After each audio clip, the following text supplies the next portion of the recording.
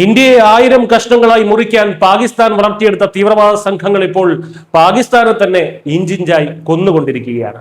ജനങ്ങൾക്ക് സുരക്ഷ ഒരുക്കേണ്ട സ്വന്തം സുരക്ഷാ സേനയെ പോലും സംരക്ഷിക്കാൻ കഴിയാതെ എന്ത് ചെയ്യണമെന്നറിയാതെ പകച്ചു നിൽക്കുകയാണ് പാക് ഭരണകൂടം. അഫ്ഗാൻ അതിർത്തിക്കടുത്തുള്ള ഹുങ്കു ജില്ലയിൽ പോലീസ് പോസ്റ്റിന് നേരെ നടന്ന കനത്ത ആക്രമണത്തിൽ 10 ഉദ്യോഗസ്ഥരാണ് കൊല്ലപ്പെട്ടത്. ഡ്രോണുകൾ ഉപയോഗിച്ച സ്ഫോടക വസ്തുക്കൾ വർഷിച്ച ശേഷമായിരുന്നു പോലീസിന് നേർക്കുള്ള ഈ മിന്നൽ ആക്രമണം. ഇസ്ലാമിക രാജ്യങ്ങളിൽ ആണവശക്തിയായിട്ടുള്ള ഏക രാജ്യമെന്ന് വീമ്പിളക്കുന്ന പാകിസ്ഥാന്റെ സുരക്ഷാ സേനയ്ക്ക് മണിക്കൂറുകൾ നീണ്ട ഏറ്റുമുട്ടലിനൊടുവിലാണ് സ്ഥിതിഗതികൾ ഒരുവിധം നിയന്ത്രിക്കാനായത്. ഒരാഴ്ചയ്ക്കുള്ളിൽ പാക് സേനയ്ക്ക് നേരെ നടക്കുന്ന രണ്ടാമത്തെ വലിയ ആക്രമണമാണിത്. ദിവസങ്ങൾക്ക് മുൻപ് നടന്ന സമാനമായിട്ടുള്ള ഒരു ആക്രമണത്തിൽ 12 പാക് സൈനികർക്ക് ജീവൻ നഷ്ടപ്പെട്ടിരുന്നു. സാങ്കേതികമായി ഏറെ മുന്നിലാണെന്ന് അവകാശപ്പെടുന്ന പാക് സൈന്യം അത്യാധുനിക ഡ്രോൺ ആക്രമണങ്ങൾക്ക് മുന്നിൽ തീർത്തും ദുർബലരാകുന്ന കാഴ്ചയാണ് ഇപ്പോൾ നമ്മൾ കാണുന്നത്. തങ്ങളുടെ മണ്ണിൽ ആക്രമണം നടത്തുന്നവർക്ക് അഫ്ഗാനിസ്ഥാൻ താവളം ഒരുക്കുന്നു എന്ന സ്ഥിരം ആരോപണവുമായിട്ട് അവർ വന്നിട്ടുണ്ട്. എന്നാൽ ഇത് പാകിസ്ഥാന്റെ മാത്രം ആഭ്യന്തര പ്രശ്നമാണെന്ന് പറഞ്ഞ് അഫ്ഗാൻ ഭരണകൂടം കൈമലർത്തിയതോടെ രാജ്യാന്തര തലത്തിലും പാകിസ്ഥാൻ ഒറ്റപ്പെടുകയാണ്.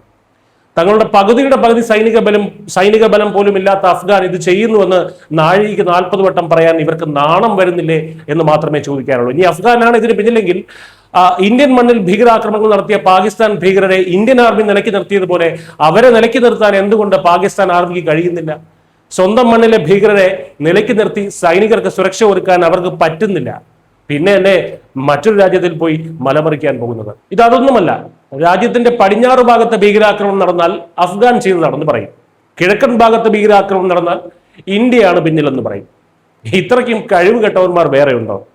ഇന്ത്യയെ പറ്റി ആരോപണമൊക്കെ പറഞ്ഞാലും ഇന്ത്യയെ കയറി ചൊറിയാൻ വരാറില്ല. പേടിയുണ്ട്. ചൈന കൊടുത്ത കുറെ പാട്ട യുദ്ധവിമാനങ്ങൾ കയ്യിലുള്ളത് കൊണ്ട് അഫ്ഗാനിൽ പോയി വ്യോമാക്രമണം നടത്തി ഷോ ഇറക്കും.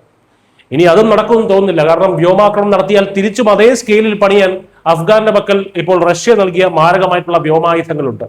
എന്തായാലും ഈ നൂറ്റാണ്ട് എന്ന് പറയുന്നത്, ഈ നമ്മൾ 21ാം നൂറ്റാണ്ട് എന്ന് പറയുന്നത് മതത്തിന്റെ പേരും പറഞ്ഞ് ഇന്ത്യയെ മുറിച്ചെടുത്ത ഉണ്ടാക്കിയ ഒരു രാജ്യമുണ്ടല്ലോ, പാകിസ്ഥാൻ എന്ന രാജ്യം. ആ രാജ്യത്തിന്റെ സമ്പൂർണ്ണ പതനം സാക്ഷ്യം വഹിക്കാൻ പോകുന്ന ഒരു നൂറ്റാണ്ട് തന്നെ ആയിരിക്കുമെന്ന കാര്യത്തിൽ യാതൊരു സംശയവുമില്ല.